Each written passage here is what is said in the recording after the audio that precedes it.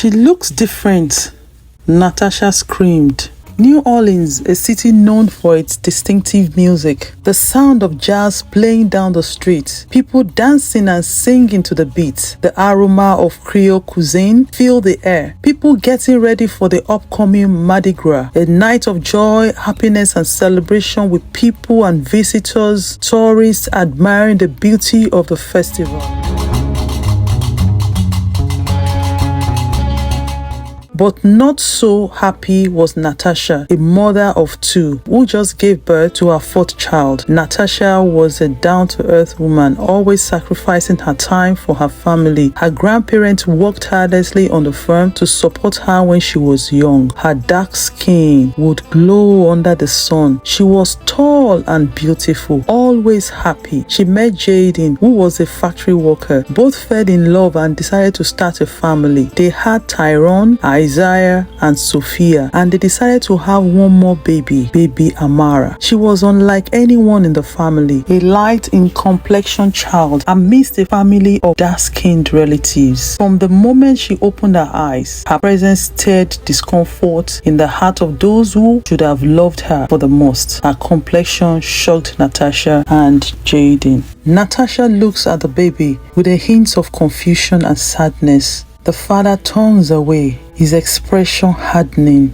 Natasha whispering, "Why is she so different?" Jaden coldly, "She must have been switched." But this was not so, because Natasha was the only woman in labor at the hospital on that day. And so, from the day she was born, Amara was marked, not with love, but with suspicion. Even her own father refused to hold her, convinced that she was the result of someone's unspoken betrayal. She would be left alone to fend for herself. Even her grandmother did not see her as a member of the family, except for her grandfather, who saw her as a special gift from God. Amara's siblings refused to share her toys with her, and oftentimes always chased her out of their rooms. Amara would cry and cry, always sad and never understanding why she was treated with such hostility. She would look at herself and would begin to scratch her skin to see if it would change to her family skin tone. The only time she felt love was when Grandpa visited. As Amara grew,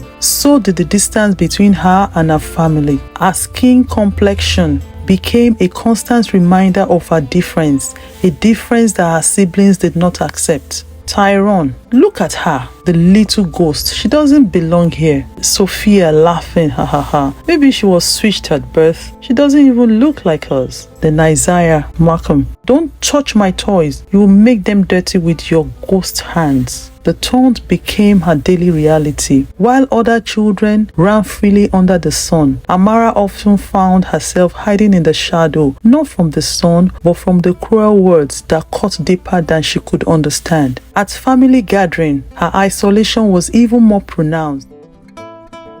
Once, during a family photo, she was desperately placed at the edge of the group, half out of the frame. Her mother's whispered instructions to the photographer still echoed in her mind. Her mother said, "Make sure she doesn't stand out too much. She's not part of this family." In her mind, this was another person's daughter. "Look, it is the ghost girl. Let's see if she disappears in the sunlight." Another child said, "Maybe she's a vampire. Run before she bites you." The children ran away, leaving Amara standing alone, tears welling up in her eyes. Amara cried and cried. She was lonely. Even the neighborhood children saw her as an outsider, someone to be ridiculed rather than befriended. She struggled to endure the pain, hardship, and rejection which persisted every day. Her schoolmates would chase her down the street, take her snacks, and beat her up because of her skin tone. School, a place meant for learning and growth, became a battleground. Amara's skin tone made her a target for ridicule and being talked down at. Dark complexion classmates saw her as an outsider, someone who wouldn't belong. A student said, "Hey, light bright, think you are better than us?" Another one screamed, "Go play with your own kind." "Oh wait, You don't have any. Amara's eyes fill with tears, but she holds her head high and walks away, trying to ignore the laughter that echoes behind her. No matter how hard she tried to fit in, Amara was always reminded of her difference.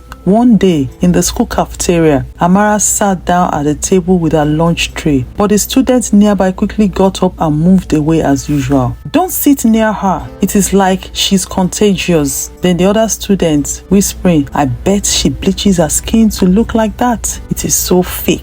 Amara lowered her head, trying to disappear into the crowd. The teacher had tried to stop them from treating her badly, but nothing worked.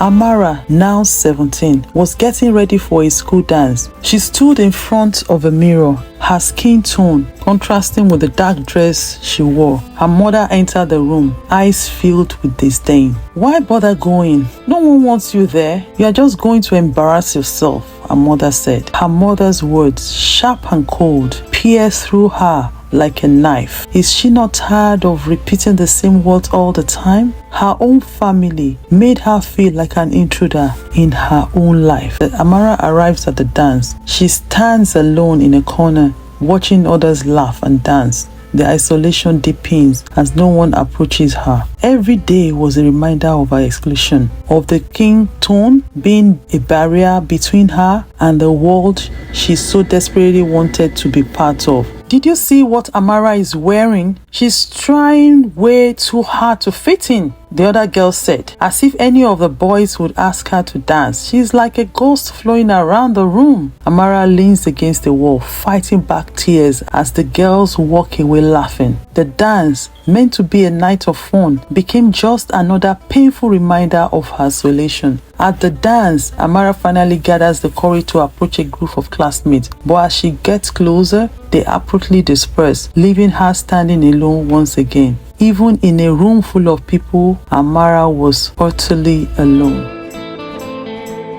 One day, the principal of the school announced that the school will be shut down for lack of funding because it serves only the low-income families. Parents were angry because the only school left in the city would be a private school and there was no way they could afford this. All the children were sad, including Amara. This was the only high school in their town. If the school was to close down, none of them would be able to go to college. 2 weeks later, the principal received a letter from the government that the only way the school would remain open is if the school participates in the state's spelling zeal competition and wins. The worst part was that they only had 3 days to practice for the competition. What? Screamed the English teacher. That is impossible. It usually takes 3 to 4 months to practice for this, but 3 days? No way, we can't do this. The students were sad. The teachers were fuming. They will have to start looking for job elsewhere. Amara loved reading. She would spend time reading to take her mind off her situation. One day, she walked up to the principal's office. She said, "Good morning, sir." Principal said, "Good morning." Amara said, "I want to go for the spelling zeal competition. I can do it."